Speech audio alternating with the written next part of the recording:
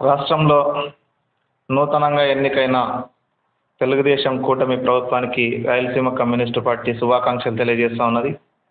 కడప జిల్లాలో గెలిచిన కూటమి అభ్యర్థులందరికీ కూడా శుభాకాంక్షలు తెలియజేస్తూ ఉన్నాం.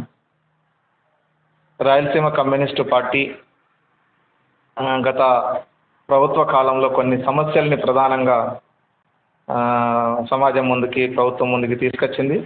అయితే ఆ రోజున్న అధికారులు కానీ, ప్రజాప్రతినిధులు కానీ విపరీతమైన అహంకారంతో, కండకావరంతో ఆ సమస్యల్ని పరిష్కరించడానికి బదులు ఎదురుదాడి చేసే కార్యక్రమాన్ని చేశారు. ఇప్పుడైనా ఈ ప్రభుత్వం వాటన్నింటినీ పరిష్కరించాలని చెప్పి రాయలసీమ కమ్యూనిస్ట్ పార్టీ డిమాండ్ చేస్తుంది. ముఖ్యంగా భావన టౌన్షిప్, బుద్ధ టౌన్షిప్ వాళ్ళు నిర్మించినటువంటి భావన టౌన్షిప్ పూర్తిగా అది ప్రభుత్వ భూముల్లో నిర్మించినటువంటి నిర్మాణం.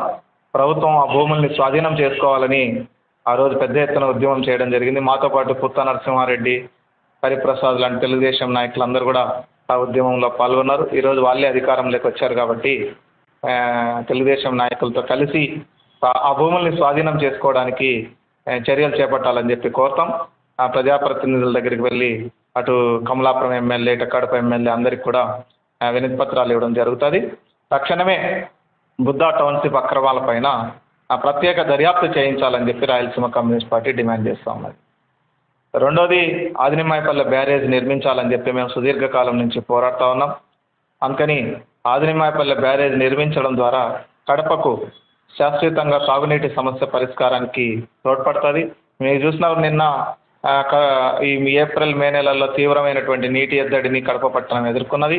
అప్పుడు మైలవరం నుంచి నీళ్లు తీసుకురావడానికి నానా అగసాట్లు పడ్డారు. ఆదినిమ్మాయిపల్లె దగ్గర ప్రొక్లైన్లు పెట్టుకొని ఏటమ్మడి కాలువలు తీసుకొని అక్కడ నిల్వ పెట్టుకొని తెచ్చుకోవాల్సినటువంటి పరిస్థితి ఉంది. అదే అక్కడ నీళ్లు ఉండింటే ఈ పరిస్థితి వచ్చి ఉండేది కాదు. కాబట్టి ఆదినిమ్మాయిపల్లె బ్యారేజ్ నిర్మాణానికి తక్షణమే పూనుకోవాలని చెప్పి కూడా డిమాండ్ చేస్తున్నాం. దానికి సంబంధించి డిపిఆర్ కూడా రెడీ అయిన నేపథ్యంలో అది చాలా ప్రయోజనాలని ఈ ప్రాంతానికి ఇస్తుంది. కాబట్టి ఆదినిమ్మాయిపల్లె బ్యారేజ్ నిర్మాణం చేపట్టాలని చెప్పి కూడా రాయలసీమ కమ్యూనిస్ట్ పార్టీ విజ్ఞప్తి చేస్తూ ఉన్నది. మూడోది, అందరికీ తెలుసు, రాయలసీమ ప్రజల ఆకాంక్ష, కడప ప్రజల చిరకాల కాంక్ష అయినటువంటి కడప ఉక్కు పరిశ్రమ నిర్మాణానికి తెలుగుదేశం ప్రభుత్వం చొరవ చూపాల్సిన అవసరం ఉన్నది. జిల్లాలో గెలిచిన ప్రజాప్రతినిధులు ఆ ఉద్యమంలో అనేక సందర్భాల్లో అటు శ్రీనివాసులరెడ్డి కానీ, అటు ఆదినారాయణ రెడ్డి వాళ్ళు కానీ, లేకపోతే నారాయణ రెడ్డి వాళ్ళు కానీ అనేక సందర్భాల్లో అందరం వాళ్ళు చేసిన ఉద్యమంలో మేము పాల్గొన్నాం, మేము చేసిన ఉద్యమాల్లో వాళ్ళు పాల్గొన్నారు.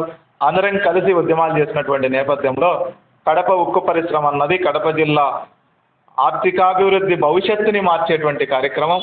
కడప జిల్లా నిరుద్యోగ యువతకు వాళ్ళ భవిష్యత్తుని మార్చే కార్యక్రమం. కాబట్టి ఉక్కు ఫ్యాక్టరీ నిర్మాణానికి కూడా తెలుగుదేశం పార్టీ చొరవ తీసుకోవాలని చెప్పి మేము విజ్ఞప్తి చేస్తున్నాం. ఈ సమస్యలన్నింటిపైన త్వరలోనే తెలుగుదేశం పార్టీ నాయకుల్ని, అట్లాగనే ముఖ్యమంత్రి చంద్రబాబును కూడా కలిసి ఇవన్నింటి మీద చర్యలు తీసుకోవాలని చెప్పి కోరబోతా ఉన్నాం.